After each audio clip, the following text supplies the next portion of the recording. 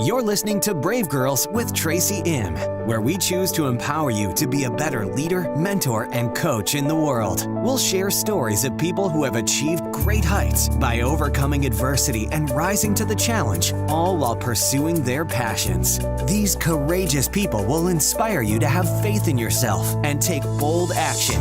Right here with the host of Brave Girls, Tracy M.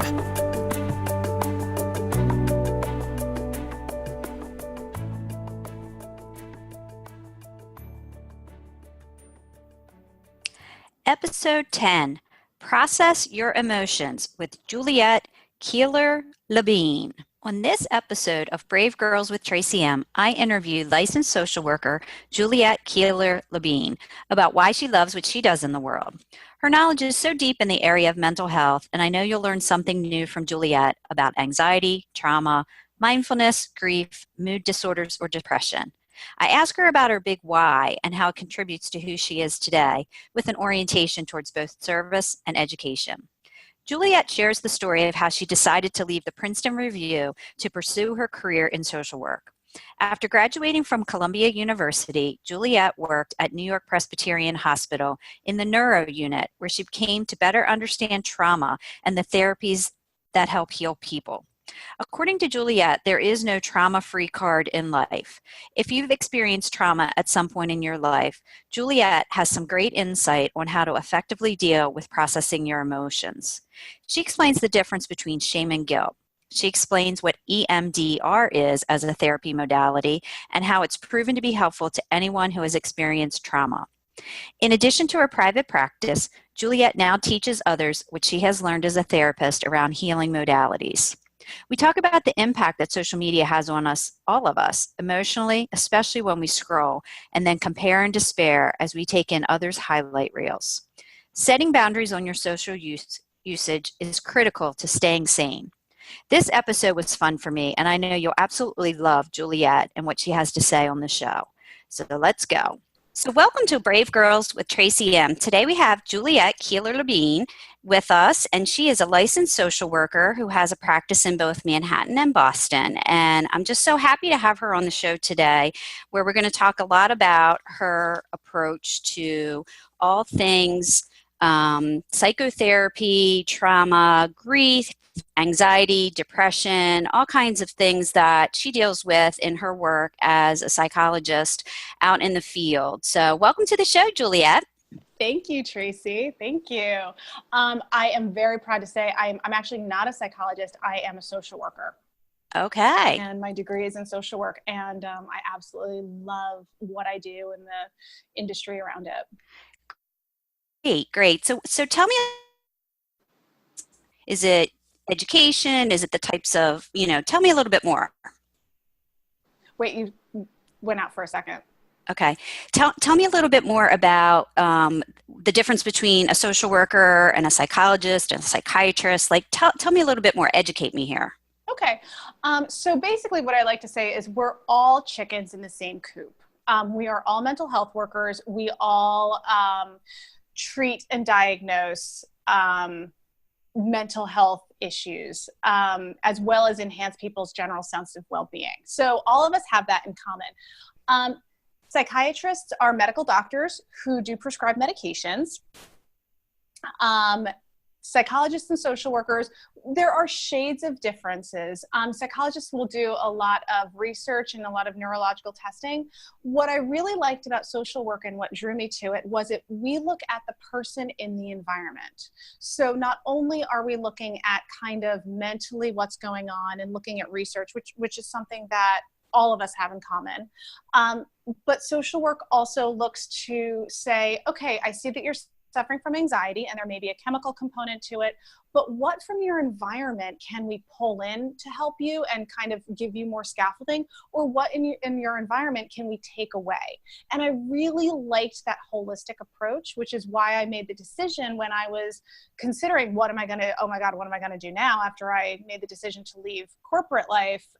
Do I go to med school or do I go to social work school? And pretty much social work clinched it as soon as I sort of came upon that. What does the person in the environment look like? Well, thanks for explaining that. That's really, really helpful. Yeah, because I know prior to kind of pivoting into that, you were a classical language major at Rutgers, which I've never met anyone who's a classical language major. So tell me a little bit about that. It's true. And I also, oh my God, this is taking me way back. I also lived in the German house where we were only allowed to speak German. um, so I went to Rutgers and I absolutely fell in love with my Latin class. And I went there with the full intention, stated major of English and Women's Studies. And the more I took my Latin class, the more I absolutely loved it. And I then started taking Greek, and I got really interested in ancient history and kind of what that taught me about human beings. So it's really interesting because a lot of people sort of wonder how you can be a social worker and a classics major. And I let them know, actually, it was really great training because I learned so much about the human psyche by majoring in Greek and Latin. That's great. That's great. And so now take us kind of fast forward. So you went to Korea and you got your master's in social work. Then kind of what did you do? Did you decide you're just going to kind of go out and like hang a shingle, or I think you said you worked at New York Presbyterian Hospital at one point? I did. So once I graduated from Rutgers in the late 90s, I actually did a few years at the Princeton Review, and I worked with thousands of people working with their test prep anxiety. I did sales. I did building courses. I mean, it was pretty much jack of all trades. And I've told this story before because there was a bit of time between graduating and becoming a social worker. And it's a great story. We're talking about women who inspire you. I got into social work through my old boss, and he was like actually the boss. He was the executive director of the Princeton office that I was working in, this guy named Joel Rubin.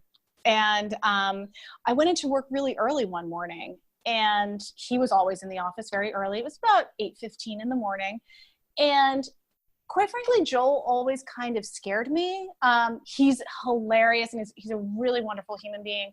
But he was like the executive director, so a little scary. But I decided, 22 years old, I decided to like sort of like try to, I don't know, shoot the shit with him. And, get to know this guy. And I started kind of talking to him, and I have a gift and a talent for kind of talking to people and getting information out of them. And he started telling me a little bit about his mom. And he said, oh yeah, my mom, she's a social worker. She's in private practice. She does psychotherapy.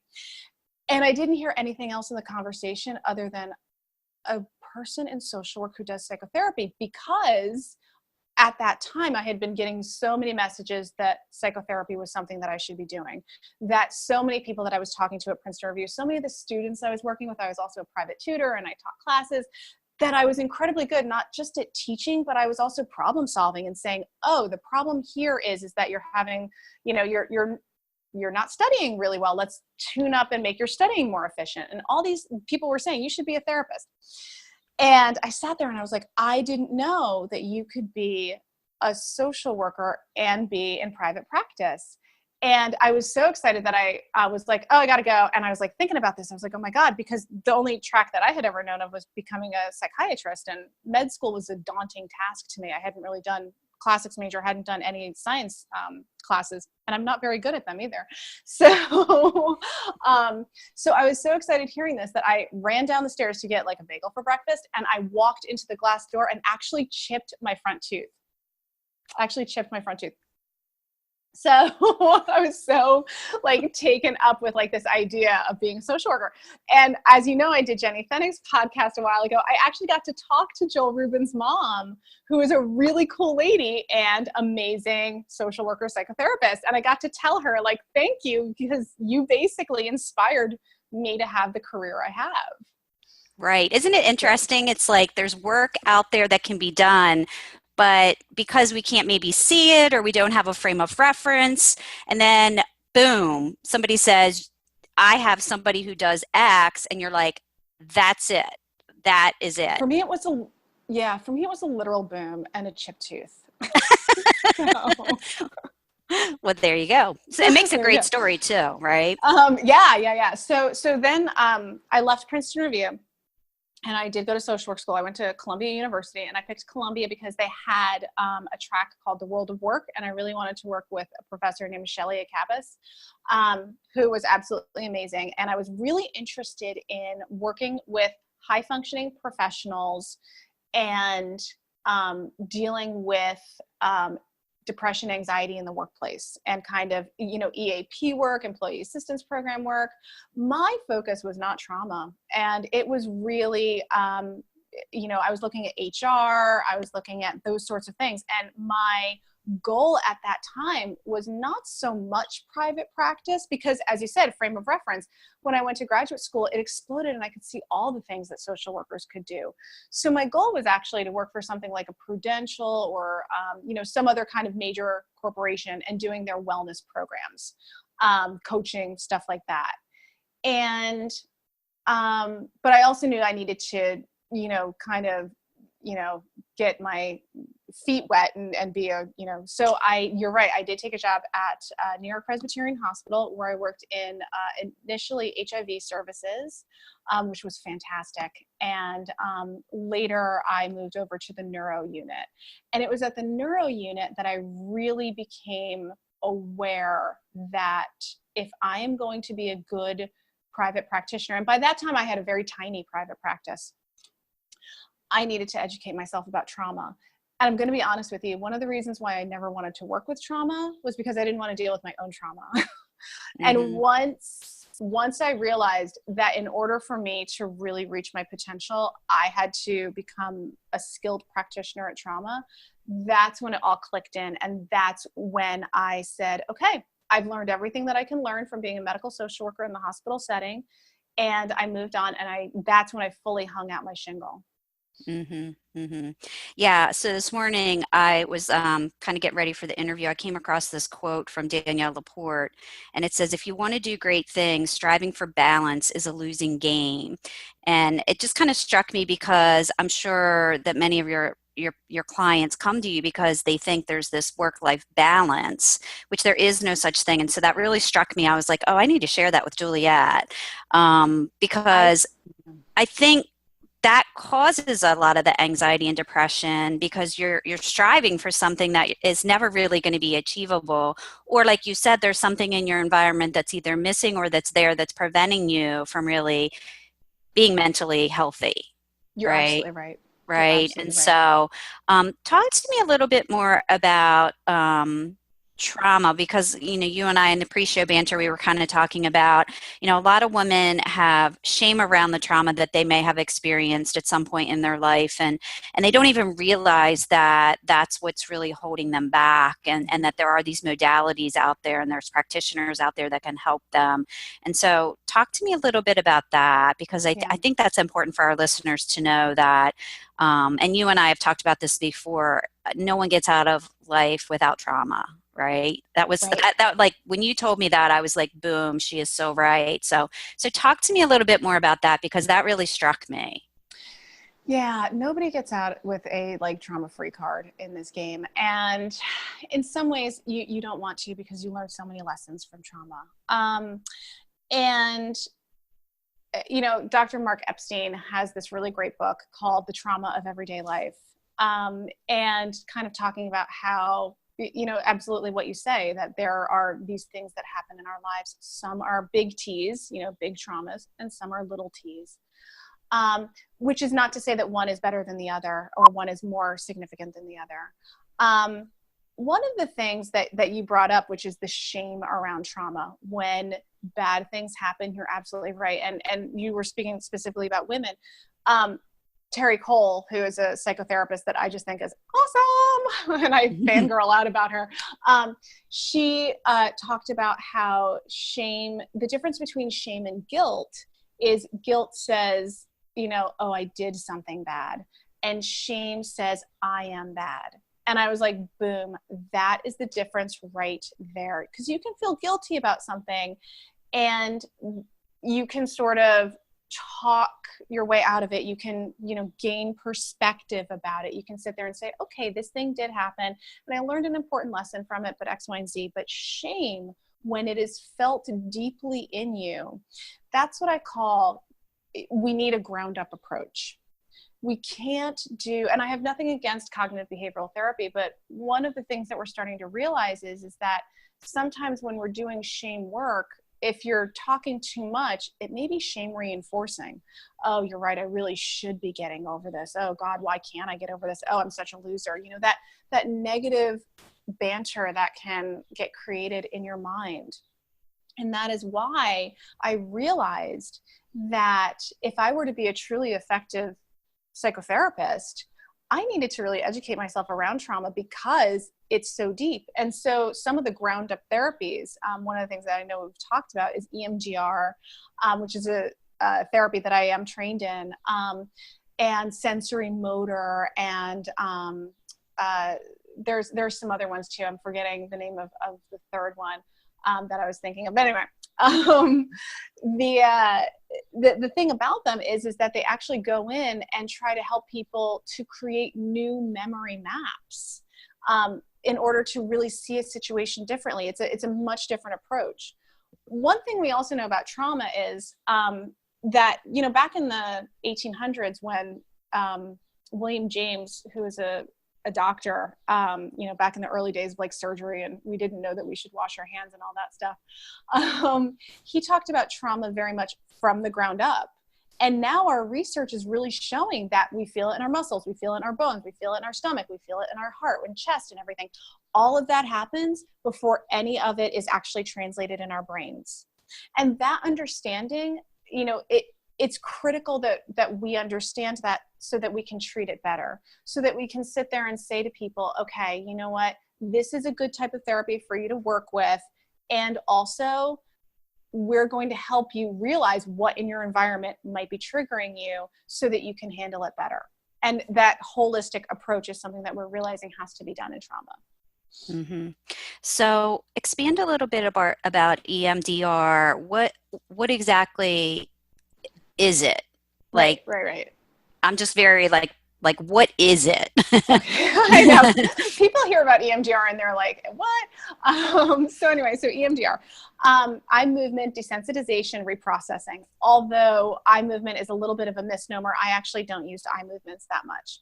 So EMDR was developed by a woman named Francine Shapiro, who is a PhD psychologist. And she realized that by having people bring up trauma and remember it, and remembering how bad it's making them feel right now, and then having them sit quietly and either hold in their hands, we call them tappers that put out small vibrations, or tones in their ears, or moving their eyes back and forth quickly, that you were able to process through the trauma. And she realized that that processing was actually kind of like going into the traumatic infection and draining the infection, and then allowing people to kind of talk after they were processing and come to a new understanding and a better cognitive thought pattern about their trauma. And that was something that she realized, and it has been refined over the past 30 years. And it's being used a lot in, particularly for our men and women who have given service in the military, which I can imagine there's a lot in Maryland. Yes. Yeah, and it's proven to be very helpful because it desensitizes. And it desensitizes you to not only the original thing when you think of it, but some of the triggers that you don't even realize that are going on around you. Someone who has been in a terrorist attack, hearing fireworks, without their brain even thinking of it, their heart starts pounding, they start sweating, they start going into an anxiety place. What EMDR, the research has shown, and one of the reasons why I got trained in it, is it desensitizes that, and it allows people to sit there and say, and create a new connection that, okay, that traumatic event is not happening now. And it also, one thing that I also love about EMDR is it allows people to see their own strengths and resiliencies. That is absolutely amazing. One thing that I also say, though, is EMDR, great therapy, but there's also other really great trauma therapies too. There's sensory motor. Talk therapy is also really great. EMDR is not appropriate for everyone. Sensory motor is not appropriate for everybody. Talk therapy is not appropriate for everyone. Dance therapy can be really great. Art therapy can be really great. We're seeing some amazing art therapy things happen with our men and women in the military. So as much as I am a proponent of EMDR, and it is, one of the modalities that I practice when I treat trauma, it's not the only one by far. Right. And so just to kind of recap, so some of this trauma stays stuck in your body, and you've got this memory map that, like you said, it's not happening right now, but by creating a new memory map, by going through the therapy, and I would imagine that there's no prescription that says you do 4 treatments and then you get X results. It's probably more like acupuncture or massage therapy, that it's going to be individual. It's going to be very much when you're working with your clients, you're going to know when they've completely released and they've created this new memory map. Absolutely. And one of the things that's really cool about EMDR is that we have scales that we have people work with. So how are you feeling on a scale of 0 to 10? How are you feeling now? So that is one of the ways that we know. And it's also very empowering for the client, because this is all about you, and this is all about your therapy and treatment. And in a lot of ways, I stay out of the way. I am there as a guide, but I stay out of the way. Whereas in, my psychodynamic psychotherapy that I do with people, I'm very much in the room. I am not a blank slate at all. I am engaging with people and talking with people and, strategizing and all of that stuff with them. EMDR is a little different. And it's actually been a really great lesson for me, because it has shown me just how strong and amazing clients can be. And that's one of the things that keeps me studying it and keeps me working with crazy famous people like Dini Laliadis, who I'm in her supervision group for EMDR, because it's amazing to see clients grow so much on their own. So if someone is interested in pursuing this or learning more, is there like a referral network or like a listing somewhere that says this person in your area is EMDR trained and things like that? So there's resources out there that people could find someone like you in their local area. Absolutely. I always point people over to emdria.org, EMDRIA, the EMDR International Association, emdria.org, and they have a whole bunch of listings. Perfect. Yeah. Because for some people, this may be the first time they've ever even heard of this modality, and they may be ready to just say, you know what, this is what I've been looking for, and I just didn't know what it was called, and that there was people out there that can help me. So I think that's really good. Absolutely. And I also send people over. I'm getting ready to get trained in sensory motor psychotherapy, which is kind of the other side of EMDR, and they work together really well. And I will point people over to the psychotherapy, the Sensory Motor Psychotherapy Institute. I'll send people over there too. Okay, well, we'll make sure that we put both of those in the show notes, because I think that's really important. So I have kind of another question. As tech kind of takes over our life, social media kind of changes the way things are. I would imagine that if you were to kind of go back to caveman time all the way forward, there's certain trends out there in terms of the challenges that people are facing and the obstacles that people are facing. Or do you see that, like, even in the last 10 years, like anxiety and depression, so many young children now have it that in the past, I don't remember. I don't know if it wasn't talked about or if people didn't have it, but, it could be a combination of both. But what are you kind of seeing? One of the things about social media is, and I'm on social media and I enjoy it. We're Facebook friends, Right. And it really does usher in compare despair. And that can be like fire on the flame of anxiety and depression. I'm not doing enough. I should have more. Why don't I have that? I feel like such a loser. And one thing that you talked before about work-life balance, and you're absolutely right. People come in all the time, and I tell them it's an elusive myth. Do not go chasing that unicorn. Right. And what I tell people is it's all about management. I bring in that same theory to social media. And by the way, I have to apply it to my own life too, because you know what, how easy is it when you're after a long day of work and you're absolutely exhausted to just like scroll through and you realize you're friends with like all these people and, you find yourself getting involved in like some sort of like fight, right? So what I tell people is you've got to manage it and you've got to be really, really careful. And you know what? Just like you set times for your kids where, okay, you get half an hour, Monday through Friday, if that in our house, we try to do our very best of absolutely no screens Monday through Thursday. And truthfully, we're so busy that we actually keep up with that with the kids. But, I have to keep to that myself. I have to be really smart about it.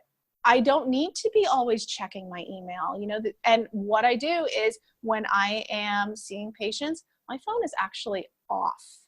That was a big thing for me. I turn my phone 100% off because I don't want the slightest tremor. I don't want any of that bothering me. And it's really difficult because it's become such an appendage to us. And also, in a lot of ways really necessary, right? Like I live in urban areas, like I depend on my Uber, Right. So it becomes really necessary, but it needs to be managed. It very much needs to be managed. And the management changes day to day, but you always have to be conscientious and mindful of it. And another thing is, you can make your own decisions who you are friends with. You don't need to be friends with your, brothers, uncles, cousin by marriage who has totally opposite political beliefs than you do. You don't. And it kind of goes back to your environment, right? And the triggers and having those boundaries. So it kind of applies there as well. Absolutely. It really does. So yeah, it's I think that's really good. It is about management and it is about having those detoxes from the screens and really getting out into nature, taking a walk, like really getting yourself, grounded as opposed to sucked into the Instagram feed that is a highlight reel. Let's be honest. Yes. And also, so much of that is, staged and edited and filters and all of that stuff. And you're absolutely right. And it takes us away from engaging in actual life. It takes us away from enjoying the time around us, which is not to say that I'm anti-screens, which is not to say that I'm anti all those things, because in a lot of ways, it's also how we are keeping in touch with our, best friend from third grade, which is great. But it needs to be managed. And it's very easy to let people into your like VIP circle who take up way too much of your like emotional, mental space online. Like it just doesn't need to happen. Mm-hmm. Another thing is it's not real interaction. And one thing that I'll notice, especially in this very, very charged political climate that we're in right now, people will be absolutely vicious. And they don't know that there's another person on the other end. And Brene Brown talks about this in Into the Wilderness, which is, what we see on social media is just one person putting out their opinion. And then all of a sudden you're in this like whole vicious fight. We'll take a step back. Like that person also, watched your kid last week when you needed to go to the dentist. And, you brought them apple pie when they were sick or something like that. And one thing that social media can have us do is forget the entire person. Mm-hmm. And that's why it's absolutely critical that it be managed. Right. Yeah, and I'm sure some people are better at it than others, like anything, and that some people are going to heed your advice and they're going to have that aha moment when you talk to them about it, and but it's like the red velvet rope policy, like you were saying, right? And really putting that in place to try and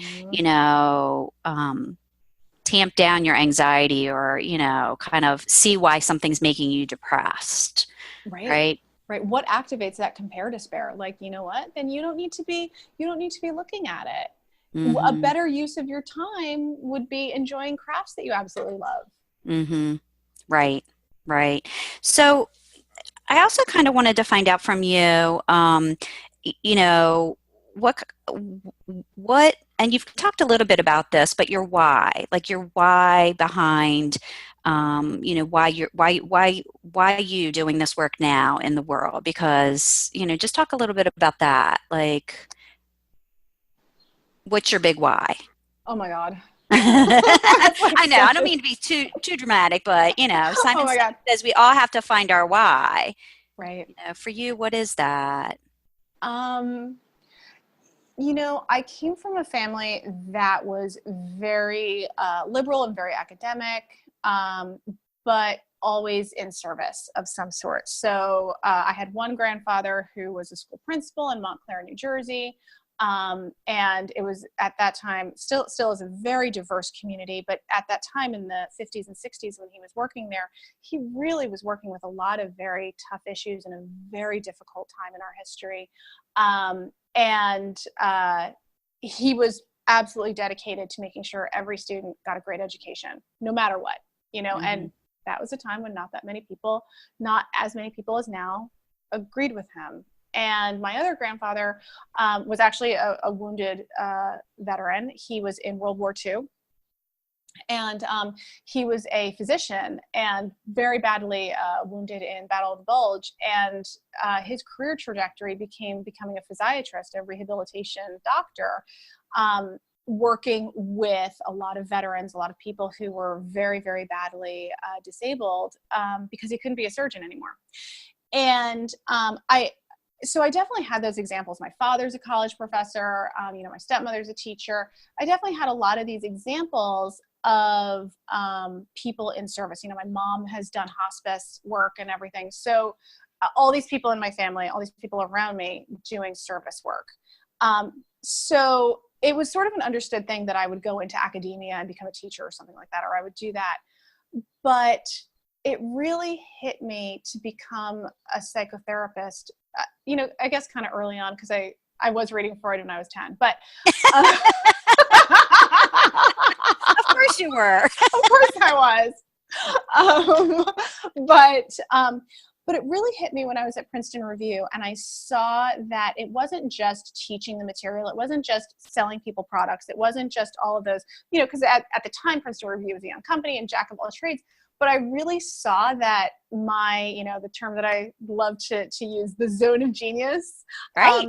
My zone of genius was not only kind of doing those things, which I was really good at in a corporate space, but it was also helping people to figure out the issues around them and ways that we could solve it, and being innovative. And that really stuck with me much more than teaching, because I have to be honest, even though I was applying for my master's in teaching and kind of mapping all those things out, man, some just didn't feel right. We use this really great term in psychology called ego syntonic and ego dystonic. When something feels completely right with your ego, it's syntonic. When something feels like a little off or something not right, it's dystonic. I just couldn't figure out what it was, but it was because I liked teaching and I had done it, and I had taught for Princeton Review, and I had taught at Rutgers for their English department, and I couldn't quite figure out what it was. And as soon as I saw social, and also, psychiatry, I was just kind of like, do I want to do all those science classes and stuff and all that chemistry? And then when I found social work, I was like, boom, that's it. I love the fact that we can use resources. I love the fact that we can do concrete things. And I love the fact that we can do the psychology and psychotherapy that I really enjoy. And as I did that, I saw the seamless line from being a classics major to a psychotherapist, with a social work base. Nobody else did, but that's okay. Right, right, right, right. Yeah, I think that, being of service is really the ultimate thing, right? In terms of like your legacy that you're going to Mhm. leave. And while you're not, a professor, you are out in the marketplace educating people Mhm. around the different modalities that are available to them. So I feel like everything we do leads to where we're ultimately going to go. And everything is like a building block. And like even the Princeton Review thing where you're helping the students and you're coaching them and you're helping them solve problems. So you're like this community builder, teacher, coach, facilitator, and it's like the stew of you has come together, Yep. and this is where you are, but you had to go through all those things to get you there. I had to go through all those things to get me there. And what's really funny is, as you know, one of the things that I am working on right now is going back and now teaching. And now I feel like, oh, now I'm ready 20 years later to teach. Now I'm ready to take that on. Before I wasn't, but now, but I had to do all these other things in order for me to feel like I wanted to take that on. Right, right. Well, both my parents were teachers, and I said the last thing I ever wanted to do was be a teacher, and here I am, I'm a teacher. I know, I was going to And I say. didn't want to own it. I didn't want to own it. And I saw when they would come home from work how upset they would be and how they had these really crappy days. And I thought, wow, why would anybody want to do that job if that's how you're going to come home? And I got to tell you, I feel like it's one of my gifts. I feel like I get so passionate about it. I get so inspired. When I see people transform after I've, shared the information with them, it's just rewarding and Oh my fulfilling. God. The events that I've gone to with you where I've learned so much from you. And, so absolutely, So it's and like once you own it, it's like once you exactly. own it, you're good to go. It's like, why did I Exactly. resist? Why did I resist? So, Exactly. so let me ask you, this is our finale question. So what's the bravest thing you've ever done and how does it inspire you today? So that's a big question. It is a big question. And I probably had you asked me this a year ago, I would have answered it differently. And I would have given this far different answer. And, but now,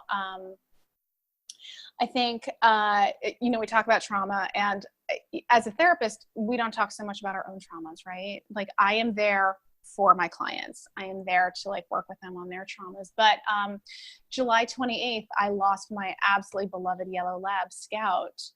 And he was ill, and we went to the vet, and it seemed that he was fine, that he had just gotten like a virus or something. And then blood work came back.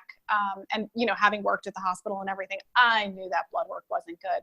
And it became clear that he had cancer and he was in rapid decline. And Scout and I were very, very bonded. And I knew this information. And one of the things that I did in my own grief was also really helping my family through the process of losing our beloved dog. And it was awful, but it was also incredibly beautiful at the same time, because I stopped. I did not see, I said, this week I'm not working, because I needed to create the space. And, I made sure that we all had time with him, that we all could be with him, that we could enjoy our last days with him. And as a family, we could usher him over to the next side. And it was very, very hard, because I really could have collapsed, because he was so meaningful to the whole family. But I made this conscious decision, like, no, I'm going to consciously be there and grieve, because this is life, and this is the right thing to do. And it is something that we do for our beloved pets. It's something that we do for our beloved family members, for our beloved friends. And, this is the ultimate thing that we can do, which is not only ushering our loved one to the other side. And, I have all sorts of beliefs about the afterlife and stuff, which other people may or may not share. That's fine. But also I needed to be there also fully for my family too, and be in grief myself. So that was definitely one of the bravest things that I've ever done. Right, right. Well, congratulations. Yeah. I think you made some really good choices. Just to put your normal day-to-day on pause to Mm-hmm. allow yourself the space. So many people don't do that. And that Right. was really smart. Right. we often try so hard to barrel through trauma and to avoid it. But as I said before, trauma isn't all cognitive. It isn't all cerebral. It is something that our entire selves know. And it's a very felt sense. And even if you try to barrel through it, it's still there. Mm-hmm. Right. Yeah. And I think, grief is never easy. Trauma's never easy, but it gets easier if you give yourself the right tools to move through it. Absolutely. And that's where I hope our listeners are in terms of being open to, Absolutely. Awareness is one thing, but then actually addressing it and not stuffing it down and creating more of a problem. Exactly. So. Perfectly said. Right. Well, this has been wonderful, wonderful, wonderful. I'm so happy that you could make the time to be with us. And I can't wait for this episode to come out. I can't wait for the people that it's going to touch, the people that are going to get educated, the people that are going to now know about you and your work out in the world. And I will make sure that all your information is in the show notes so that people can find these resources and they can learn more about a lot of the things that we talked about. So I just want to say thank you so much for making yourself available and sharing your zone of genius with the listeners and the people that are going to hear this show, and that, you just never know where this is going to take you or me or them. But I think it's so important that we share kind of our knowledge and really come together as kind of sisters and circle up. And just really power through this time. Like you said, it is a very difficult time in the world right now. And so I think, the more that we can rally and be there for each other, the better. So. Absolutely. It was a pleasure, Tracy. I hope you enjoyed this episode of Brave Girls with Tracy M. as much as I did creating it. Each show is produced with you, the listener, in mind, as you look for inspiration and motivation from other brave souls as you pursue your desires. I'd love to hear your feedback, so please leave me a review on iTunes. I read every one. And check out my website, tracym.com, for more free resources. You can also join my list and sign up for my newsletter right from the homepage. Until next time, stay strong, believe in your dreams, and go do something brave. We appreciate you joining us for this episode of Brave Girls with Tracy M. and hope that you enjoyed the show. For more information about today's episode, as well as additional free resources to help you achieve greatness in your life, visit tracym.com and sign up for our mailing list. Until next time, dream big, believe in yourself, and let your brilliance shine as only you can do.